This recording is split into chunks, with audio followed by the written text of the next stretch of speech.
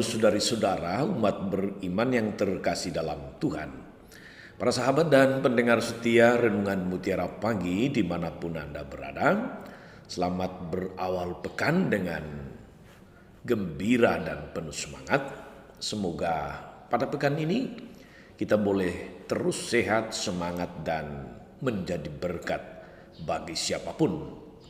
Hari ini saya Romagus CSSR mengajak kita sekalian merenungkan Injil Matius bab 17 ayat 22 sampai 27. Dalam nama Bapa dan Putra dan Roh Kudus. Amin. Sekali peristiwa, Yesus bersama murid-muridnya ada di Galilea. Ia berkata kepada mereka, "Anak manusia akan diserahkan ke dalam tangan manusia. Mereka akan membunuh dia, tapi pada hari ketiga ia akan dibangkitkan." Maka hati para murid itu pun sedih sekali. Ketika Yesus dan para muridnya tiba di Kapernaum, datanglah seorang pemungut pajak bait Allah kepada Petrus dan berkata, "Apakah gurumu tidak membayar pajak 2 dirham?" Jawab Petrus, "Memang membayar." Ketika Petrus masuk ke rumah, Yesus mendahuluinya dengan pertanyaan, "Bagaimana pendapatmu, Simon? Dari siapa raja-raja di dunia ini memungut bea dan pajak? Dari rakyatnya atau dari orang asing?" Jawab Petrus, "Dari orang asing." Maka kata Yesus kepadanya, "Jadi bebaslah rakyatnya. Tetapi agar kita jangan menjadi batu sandungan bagi mereka, pergilah memancing ke danau, dan ikan pertama yang kau pancing, tangkaplah dan bukalah mulutnya. Maka engkau akan menemukan mata uang 4 dirham di dalamnya. Ambillah itu dan bayarlah kepada mereka, bagiku dan bagimu." Demikianlah Injil Tuhan. Bapak Ibu, saudari-saudara, umat beriman terkasih dalam Tuhan kita Yesus Kristus. Ketika saya masih frater di Yogyakarta, di RT di mana rumah studi kami berada, itu ada jadwal ronda malam untuk setiap warga di RT.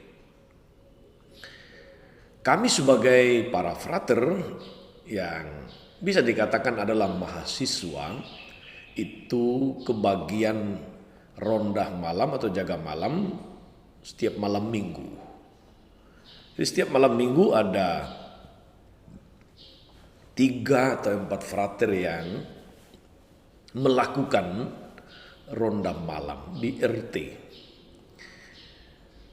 Jadi biasanya pada malam minggu kita datang ke pos Kamling. Di situ kita bukan sekedar nongkrong. Kita mencatat daftar hadir absen jaga malam. Lalu setelah itu kita keliling dari rumah ke rumah di wilayah RT. Dan di setiap rumah kita mengambil di dekat pintu rumah ada jimpitan. Jimpitan itu semacam sumbangan sukarela dari warga RT untuk kepentingan RT. Ya, ada koin 500, 1000 perak, 2000, 5000 dan sebagainya. Biasanya setiap rumah selalu menyiapkan jimpitan di dekat pintu rumah. Itu sudah menjadi tradisi, kebiasaan. Jadi melalui jimpitan itu warga RT mendukung segala macam kegiatan di RT. Termasuk kami sebagai frater pun ikut ambil bagian untuk jaga malam. Sebagai bagian dari tanggung jawab kepada RT di mana kami berada di mana kami tinggal. Kita tidak boleh menjadi warga eksklusif yang tidak mau tahu, tidak mau ikut ambil bagian di dalam segala urusan yang terkait dengan hidup bersama di RT. Bapak Ibu, saudari-saudara umat beriman terkasih dalam Tuhan, hari ini kita mendengar tentang Yesus dan murid-muridnya membayar pajak. Tentang membayar pajak ini, saudari-saudara, menjadi keprihatinan penginjil Matius yang perikopnya kita bacakan tadi.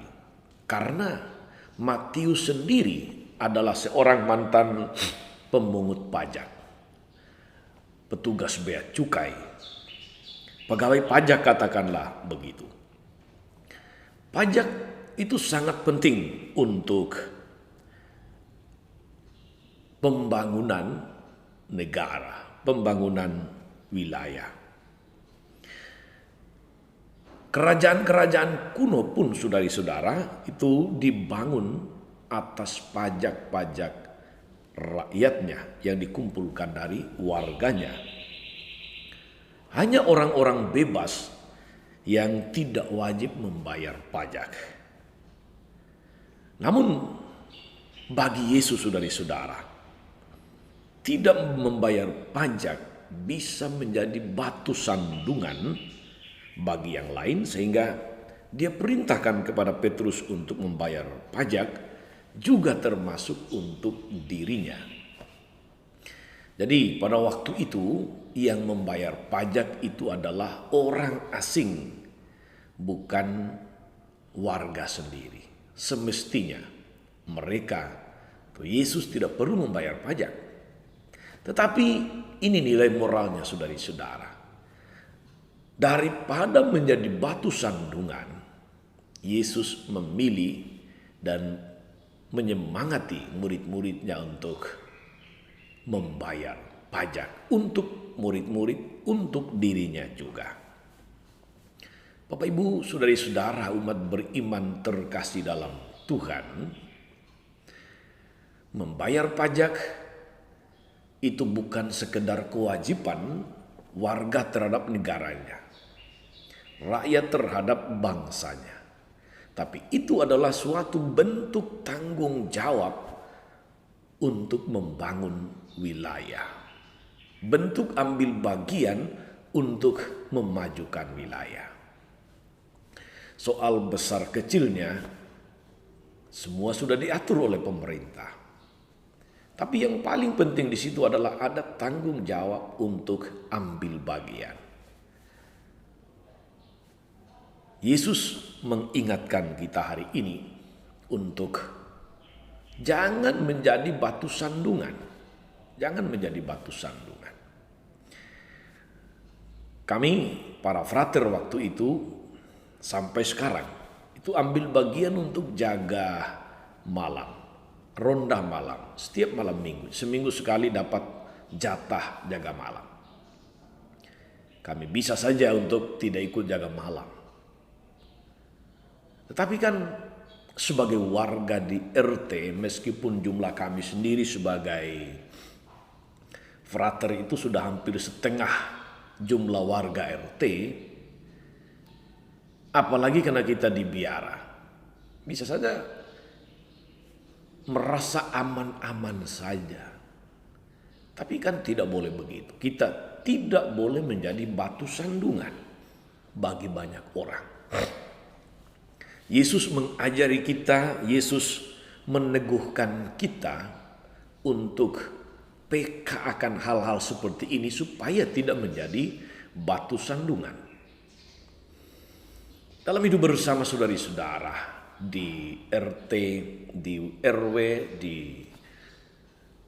wilayah, katakanlah desa, kelurahan atau kecamatan, terus semakin luas lagi. Juga di basis lingkungan, di stasi, di paroki, tidak menjadi batu sandungan merupakan satu ajakan, suatu tuntutan supaya hidup bersama kita itu berjalan baik, semua bisa ambil bagian, semua menjadi bagian dari pembangunan sebuah masyarakat yang lebih baik. Kadang-kadang saudara-saudara, di lingkungan, di paroki, kita temukan, kita tahu, selalu saja ada orang yang menjadi batu sandungan. Di lingkungan ada kesepakatan lingkungan, tetapi ada yang tidak merasa harus ikut bertanggung jawab, ikut ambil bagian, itu bisa menjadi batu sandungan. Ada kesepakatan, ada keputusan untuk misalnya demi paroki, demi lingkungan, demi stasi membuat iuran. Ini sebagai contoh. Tapi selalu ada orang yang merasa wajib protes akan keputusan apapun. Tak pernah ada keputusan yang cocok atau yang sesuai dengan keinginan hatinya. Bisa menjadi batu sandungan. Saudari-saudara, umat beriman terkasih dalam Tuhan, dalam hidup bersama kita perlu peka untuk jangan sampai kita menjadi batu sandungan bagi orang lain. Ada orang ingin berbuat baik tapi kita kompori dengan macam-macam kecurigaan, dengan macam-macam omongan, analisa yang sebetulnya intinya itu mengajak orang tidak berbuat baik.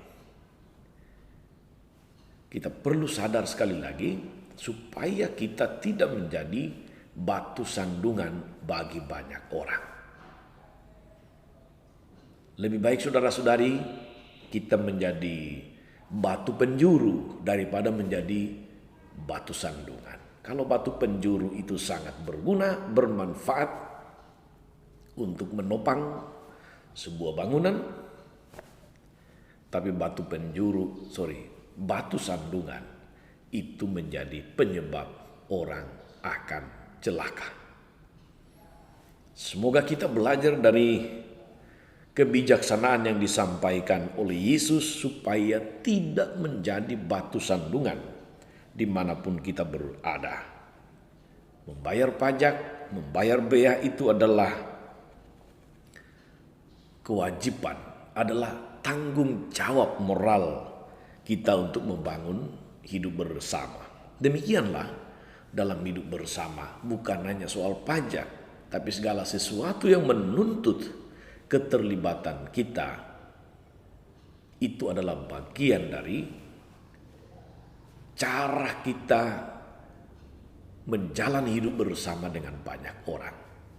Jangan menjadi batu sandungan. Mari saudara-saudari, kita melihat diri kita, melihat sekitar kita, supaya jangan sampai kita menjadi batu sandungan di lingkungan, di basis, di kelompok-kelompok kategorial, di paroki, di RT, RW dan sebagainya. Mari kita menjadi warga gereja yang baik, sekaligus warga masyarakat yang baik. Tuhan Yesus memberkati. Maria Bunda selalu menolong, setia mendoakan kita semua. Amin. Tuhan Yesus Kristus, Engkau mengaruniakan kepada kami suatu anugerah yang indah, yaitu kebebasan sebagai anak-anak-Mu. Mampukan kami menjadi hamba-hamba-Mu yang bertanggung jawab dan menjadi teladan dalam melakukan kewajiban-kewajiban kami sebagai warga gereja dan warga masyarakat. Ingatlah ya Tuhan akan hamba-Mu Pak Barjo yang merayakan ulang tahunnya. Berkati dia dengan kesehatan yang baik, jasmani rohani, dan mampukan dia untuk terus menjadi berkat bagi siapapun, bagi keluarga, bagi sesama. Ingatlah dengan penuh kasih akan hamba-hambamu, Bapak Wilhelmus, Roland Hamsyah, dan Ibu Genoveva Yenipani yang saat ini sedang menjalani karantina, isolasi mandiri, karena terpapar virus COVID-19. Berkatilah mereka, semangatilah mereka agar terus tetap bergembira, menjaga suasana hati, menjalani pemulihan tanpa rasa takut dan cemas, dan berkatilah seluruh intervensi medis proses pemulihan yang sementara dilakukan, sehingga menjadi alat, menjadi sarana bagi mereka untuk segera mendapatkan kepulihan kembali. Terpujilah Engkau Tuhan sepanjang segala masa. Amin. Saudari-saudara sekalian, berkat Allah turun atas saudara-saudari, atas mereka yang kita doakan atau terjanjikan doa, mereka yang sakit dan menderita, segala rencana, karya dan pelayanan kita sepanjang hari ini, Bapa dan Putra dan Roh Kudus. Amin. Jangan lupa like, subscribe, nyalakan lonceng notifikasinya. Salam 52, Tuhan memberkati.